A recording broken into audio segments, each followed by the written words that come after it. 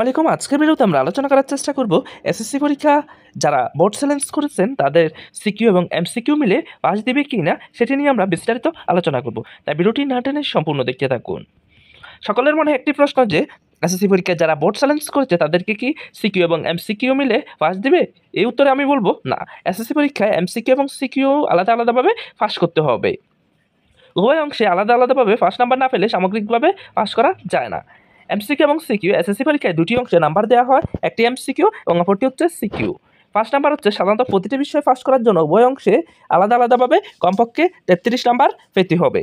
যদি এমসিকিউ 25টি হয় তাহলে আপনাকে এখানে 9 পেতে হবে, আলাদাভাবে পাস করতে হবে। আর যদি সিকিউ যদি 60টি প্রশ্ন মানে হচ্ছে যে 70 নাম্বার থাকে তাহলে হচ্ছে আপনাকে আলাদা আলাদাভাবে পাস করতে হবে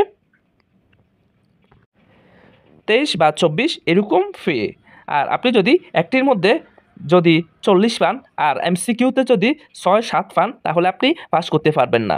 আর আপনাকে দুটির মধ্যে আপনি যদি এখানে 24 পান আর তারপর হচ্ছে এমসিকিউতে আপনি 9 পান তাহলে আপনি খুব সহজে পাস করতে পারবেন।